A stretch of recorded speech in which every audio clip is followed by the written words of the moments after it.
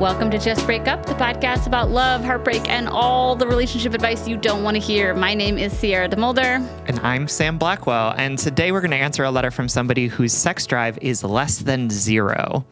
But before we begin, we just want to give you our Surgeon General's warning, which is that Sierra and I are not licensed mental health practitioners or sex therapists. That's right. We are not professionals. We are not trained in this. We are the supplements to the therapy world. You know, you just take us in addition to going to therapy, hypothetically, if you can. So please take Sam and I's advice as you see fit. We are only here to offer our ever humble musings, so hopefully shed some understanding and maybe some laughs about the incredibly rewarding but mostly confusing experience that is love. And in this episode's case, sex. Sex, also. Sex and love. Can you believe? Yeah. Quick shout out. I know we changed our episode format halfway through this year, so we got to this milestone a little bit quicker than we would have without it. But today is our 300th episode. What? And next week we will have done Just Break Up for 5 years. Yes. We're going to have a very special anniversary check-in. Yeah. So tune in on Monday. Yeah. I See you think next July week, 17th. friends. Yeah. Okay. So let's get into today's letter. It is from Libidon't, like libido. Yeah. Libidon't. Yikes. Very funny. Very cute. Whose pronouns are she, her, who is writing to us from the middle of the GD desert. I, 35 female, have been married to my husband, 35 male, for 12 years. I had a wild sex drive at first, but over the years, a combination of things have led me to having zero libido. The big ones: first, we went through a tough time. My husband became angry, seemingly out of nowhere. After 2 years of living with what seemed like a completely different version of him, he found out that he had major testosterone issues and had it treated. He's returned to his old level-headed disposition, and I'm so grateful that he's well. That said, I'm having a hard time letting go of some of the things he said in anger during that time. How many times can you be told that you're incapable of being happy or that nothing is good enough for you before you start to believe it? Also, I was diagnosed with epilepsy at 29, and I'm on twice daily seizure meds that I'm fairly certain play a huge role in my lack of sex drive. Finally, life is a bitch, y'all. We've been through multiple deployments overseas on both sides. I've lost a few really significant people in my life unexpectedly. We lost a baby. All of these things have me feeling older than my years. All to say, I have less than zero sex drive. We've gone so long without sex that it feels like it's this tangible yuck between us. The only times we've romped around in the last 6+ months were alcohol-induced. I was so upset after the last time that I called my girlfriend snot crying about how bad it was. He's truly my best friend. We have had an awesome relationship in every other aspect. He's hilarious and we have a lot of fun. We've been on and off the baby wagon since our loss. We talked about adopting and I really had my heart set on it. About $12,000 into the process, he got cold feet and decided he wanted his, quote, own baby. This broke my heart. He just brought up trying again yesterday, and my dudes, despite being in my ovulation window, I'm telling you, my V dried right up. Painfully so. Picture dehydrated SpongeBob. I get an eye twitch when I'm super stressed, named after my mother, and she's back in full force. Just the idea of having to have sex has me in an anxiety spiral. How on earth do I recover my libido?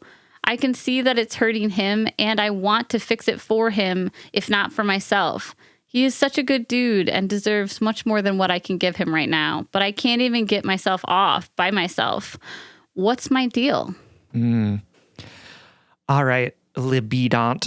Thank you. Libidon't. Don't. There it is. Libidon't sounds like a pageant queen. It sounds like a drag queen, for sure. Yeah. All right, Libidon't. Thank you for writing to us, for trusting us with this question. You're in a big pickle, and I can see that. I feel especially perplexed when it feels like my body is betraying me, right? When it's like, I just don't understand why it's doing the things that it's doing or why it's showing up in the way that it's showing up. And I can definitely sort of feel empathy for the idea that it's just like, I don't understand why this stuff that's happening in my head and my heart is coming out so strangely in the way that my body is working. And that's really challenging. And, you know, I'm sorry that you're in this place where you've been through so much, and that trauma, that experience, those hard times are kind of like playing out in the physical aspect of your existence. And I think Sierra and I are going to talk a little bit about how we can think about the ways that like our bodies are reflections of the things that we've gone through, and how all of these things are so deeply connected, and talk about ways that you might find some help or some support in this time. But before we do that, we're going to take a short break. All right, my darling. Thank you so much for writing and trusting us with this letter. It makes me emotional. This whole letter makes me super emotional.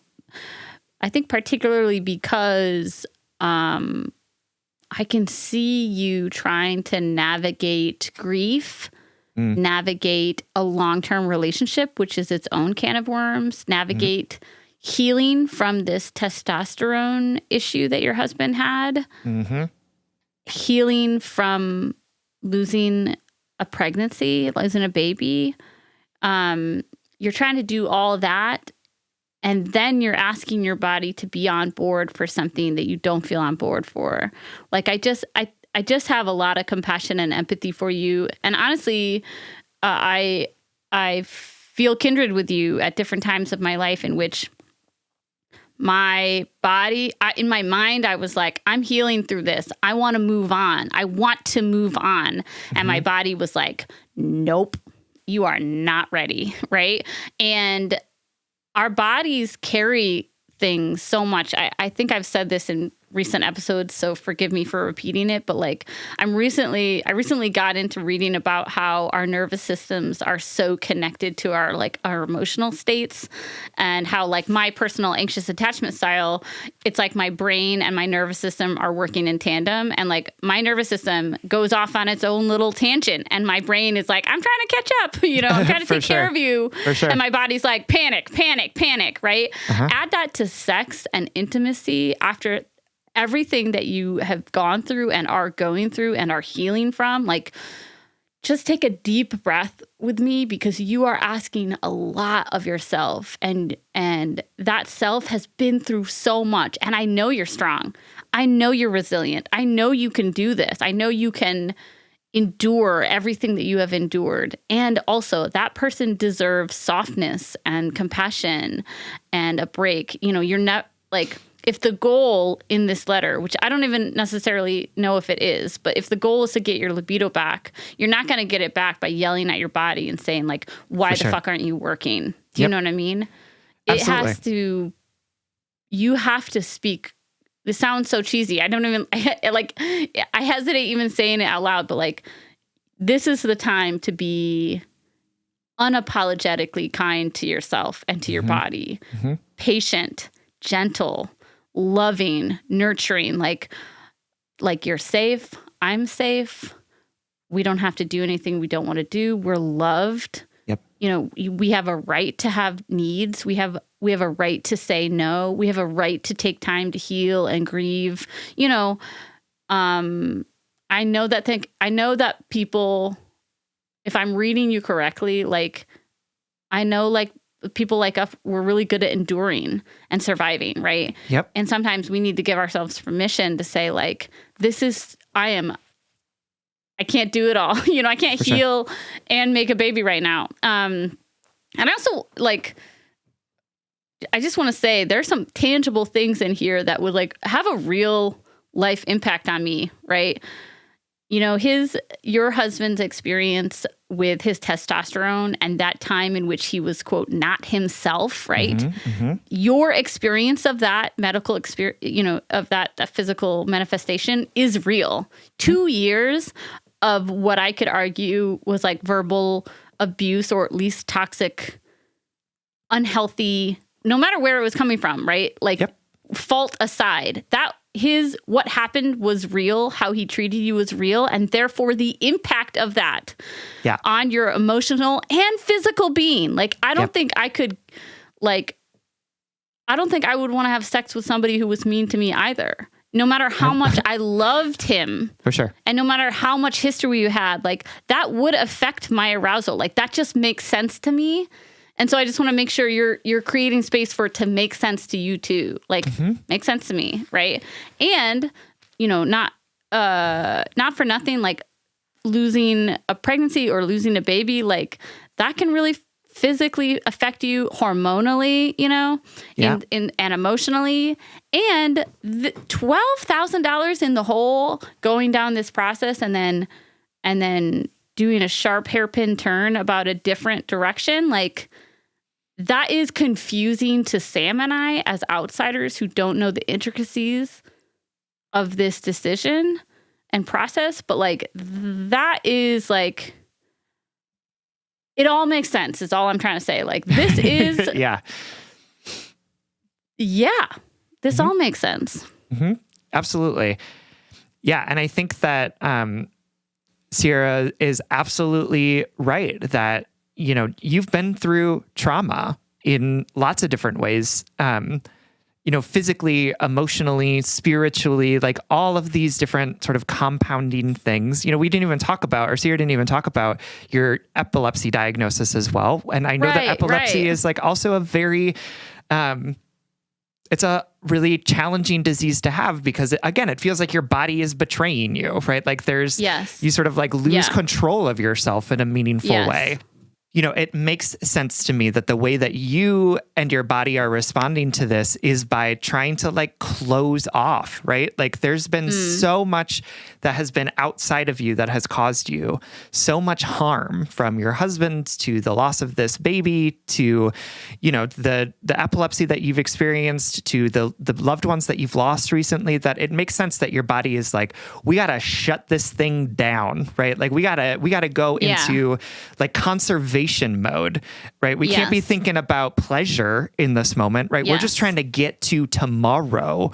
We just are trying to keep ourselves alive in the face of what feels like a relentless assault on us. And you know, I'm saying that like in this kind of really heightened way, explicitly, like intentionally, because, you know, there's so much research out there that is about the ways that our bodies, our physiology respond to trauma and the ways how our body holds our thoughts. Yeah, absolutely. Just our thoughts, not just what happens to us. Like, isn't that wild? You know what I mean? For sure. Absolutely. Right. And I think if you're like interested in sort of reading more about this, you can read The Body Keeps the Score by Bessel van der Kolk, which really lays out why our brains, that the fact that the trauma that we have experienced actually like rewires our brains to act and be in certain ways.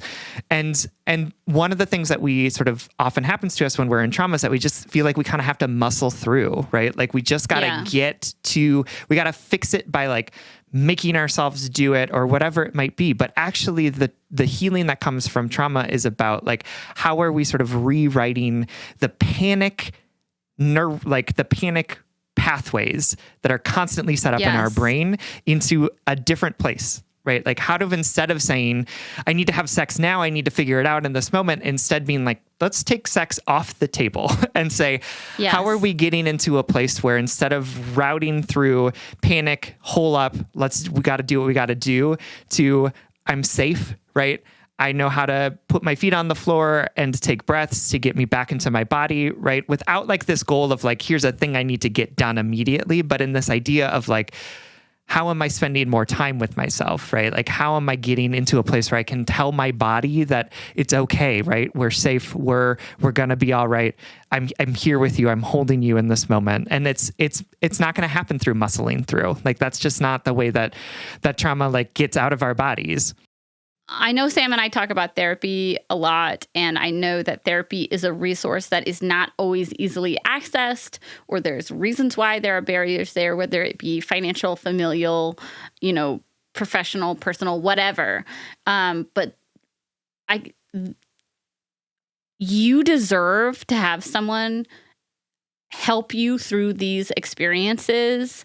They're not going to fix your life for you. They're not going to diagnose you. They're literally going to be a resource to you. And don't you feel right now at the end of your rope or challenged in the ways that you are, that you deserve to have somebody in your corner helping you understand what your heart, body, mind, history, unpacking all of that. Like, you could go to a traditional therapist. You could also go to a sex therapist. You could go to a pelvic floor therapist to say, like, my body is shutting down. Like, can you help me reconnect to that part of my body? I also wanted to say, when Sam was talking, like, about how the body carries our thoughts and our experiences, I don't know if I'm like off the mark here, but I do feel like kindred with you for some reason through your letter. And there's a part of me that like gets so turned off, no pun intended, about when we talk about like the connectivity of our minds and our bodies. Like, I'm the type of person who is like literally always hated the phrase making love, and sex to me is not very intimate. It's this physical thing that we do to have fun. It shouldn't. I have historically, and this is not a good thing, but I've historically been disconnected my mind from my body, and like didn't like when I had to think about intimacy, or when I had to think about my body healing, or when I had to like think about being vulnerable or whatever. I just like to push through it. Like Sam said, I'd like to muscle through it so that I could get to the pleasure of sex, or I could get to the distraction of it, or whatever, and there's still this unhealed part of me that like winces when we talk about how like the body keeps the score, and that there might be a reason why you can't just like flip a switch, and turn into what you want to be to make other people happy, or to distract yourself, or to bring yourself pleasure. Like that, I feel averse to that. And also that discomfort is telling me something there, that it's real, that that we do become our experiences, and we physicalize our thoughts and the way we talk to ourselves and the way other people talk to us. Like, for sure, there is that connection. So I don't know if you have that adversity or like that resistance that I have. But we can resist it. We can also acknowledge that it's true, that like our bodies are carrying around a lot more than we think. Yeah. I mean, I didn't do my trauma therapy with my therapist for 3 years after my dad died. And the only reason why it came up as something that I should be doing, like I thought I was over it, right? I thought I was like done with like the experience of my dad dying, but I felt it in my body. Like that is the only way that I could identify that I was still carrying so much of it, because I was losing my sense of my whole body at times, right? Like I didn't know where it was or what it was doing. I found myself like sort of waking up in my body and being like, where have I been? Right? Like, why am I standing like this? Right? Like, why am I only standing on one foot? It was a very like visceral experience of like, I kept falling asleep in my body, right? Like I just like lost it. And that's the only way that I knew that something was wrong. And through that, like unearthed a whole bunch of stuff that needed to come out, that needed to be talked about, that I needed help and support to work through. And it's like our bodies are often trying to tell us something about something that we may have pushed aside mentally, something that we may be sort of pushing aside emotionally. And so I want you to listen to your body in this moment and not say, fuck you, body, for not being able to have sex with my husband, but instead say, what are you trying to bring to my attention, right? What am I not paying attention to? What have I not worked through that you're saying, hey, this isn't going anywhere, right? If we're still here, this is still happening to us. And I think a lot of it is going to have to be all of the things that you named here, right? Like working through this kind of stuff that's happened to you in partnership with a therapist, not so that you can suddenly start having sex, but in a way so that you can continue to take care of your body, right? And find ways to integrate your experience of your body into your experience of yourself more often, right? Which is hard for folks who have experienced trauma. Like I totally get it. But I want you to be able to feel like you can be fully present in yourself, in your body, in your heart, in your mind. And I know that that's really hard right now because of all of the shit that you've been through, but you also deserve it, right? And you deserve to not just push yourself through this thing, but to spend the time that is needed to help you remember and work through and live through and hold for yourself all of the stuff that you've been through over the course of the last few years. Because it's overwhelming. It's a lot, and it's not going anywhere. And you are deserving of taking the time to unpack that, to pull it apart, to find a way to help it integrate more into your experience fully, so that it doesn't become a thing that your body is terrified of and shutting down around, but just another aspect of all of the many things that have happened to you in your life. Yeah. And I want that to be the main takeaway of like, how are you caring for yourself? Not how are you getting yourself to have sex? Sex might be a facet of that. Intimacy might be, you deserve to explore that. And I'm going to speak to sex briefly one more time, but like the biggest takeaway from me is just like, wow, this is a lot that you're carrying. This is a lot that you're going through.